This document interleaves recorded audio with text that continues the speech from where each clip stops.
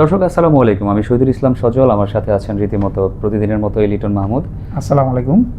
যারা আমাদের চ্যানেলটা নতুন, সবার কাছে অনুরোধ থাকবে আমাদের চ্যানেলটাকে সাবস্ক্রাইব করে আমাদের পাশেই থাকবেন, আর আমাদের ইতিবাচক কথাগুলোকে সমর্থন করবেন। নেতিবাচক কথা মনে হলে সেটাও কমেন্টস করে জানাবেন।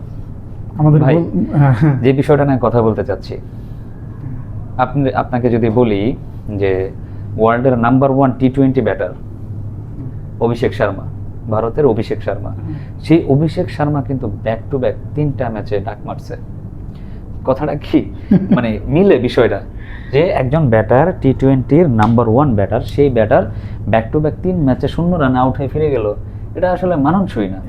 এখন হিসাবটা হলো ভাই, খেলার পারফরমেন্স সবাই দেখাতে পারলে নাম্বার 1-এ থাকবে, আবার সে চলে যাবে, তার এগেইনস্টে আরেকজন চলে আসবে। এটাই সিস্টেম। এখন সে যেমন একটা না 3টা ডাক মেরেছে, আর 2-1টা মারলে দেখা গেছে তার এগেইনস্টে অন্য কেউ দাঁড়িয়ে যাবে, সে নাম্বার 1 চলে আসবে। কিন্তু আসলে কি, আমি যেটা মনে করি, অভিষেক শর্মা তো ওই লেভেলের ব্যাটার না। আজকে দেখা গেছে 3টা ম্যাচ খারাপ খেলছে, কিন্তু দেখেন বড় বড় প্লেয়াররা, যারা ভালো প্লেয়ার, তারা কিন্তু সময় মতো গিয়ে ঠিকই ইনফর্মে ফিরে আসে।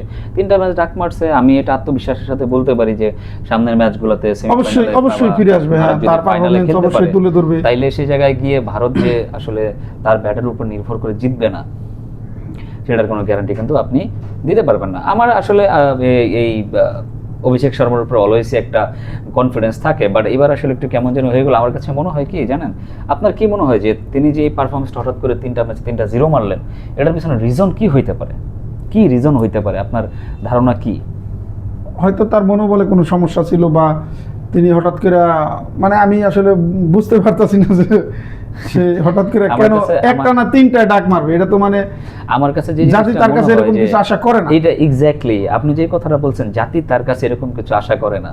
এই জাতি আশা করে না বিধায় কিন্তু তিনি 3টা ম্যাচে ডাক মেরে দিয়েছেন। কারণ দেখেন, একজন প্লেয়ার যখন দিনের পর দিন রীতিমতো পারফরমেন্স করতে থাকে, যখন তিনি একটা ম্যাচে ফ্লপ যান, তার উপর একটা মেন্টালি প্রেশার চলে আসে। সে মনে করে যে আমার উপরে অনেক ধরনের চাপ আসতেছে, প্রেশার আসতেছে, আমি যদি কালকে খারাপ খেলি বা পরশুদিন যদি রান না পাই, তাহলে বিষয়টা কেমন হইতে পারে। যেহেতু মানুষ তাকে ভালোবাসে, মানুষ তাকে চায়, মানুষের ভালোবাসার প্রতিদান যদি সে ব্যাক দিতে না পারে, সেই জিনিসটা একজন প্লেয়ারকে অনেকটা বেশি আত্মগ্লানিতে ভোগায়, অনেক বেশি মানে কি করে, মানে তার কনফিডেন্স লেভেলটাকে অনেক বেশি লো করে দেয়। আর আমার কাছে যেটা মনে হয়, যেন অভিষেক শর্মা যদি কিছুটা খেলার ধরনে পরিবর্তন করেন, একটু 2টা-3টা বল খেললেন, 4টা বল খেললেন, 5টা বল খেললেন, এরকম খেলে যদি একটু খেলার ধরনটা তিনি পরিবর্তন করেন, উইকেট সেট হওয়ার পরেও কিন্তু চাইলে আবার গর্জে উঠতে পারেন, হ্যাঁ মারতে পারেন। বাট অভিষেক শর্মা যেই জিনিসটা অলওয়েজ করেন, যে প্রথম থেকে স্লগ করতেই থাকেন, স্লগ করতে থাকেন। ওই দিন পাকিস্তানের মোহাম্মদ আমির একটা কথা বলেছিলেন যে অভিষেক শর্মা আসলে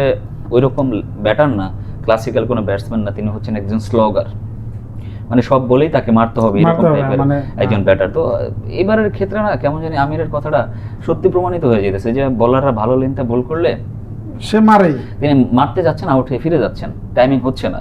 তো বিষয়টা আসলে এইদিকে আমার কাছে মনে হয় যে অভিষেক শর্মার এই বিষয়গুলো খেয়াল রাখতে হবে। তাছাড়া আমার কাছে অভিষেক শর্মার ট্যালেন্ট নিয়ে কোনো রকমের সন্দেহ নাই, কোনো কিছুই নাই। হোপফুলি অভিষেক শর্মা কামব্যাক করবে।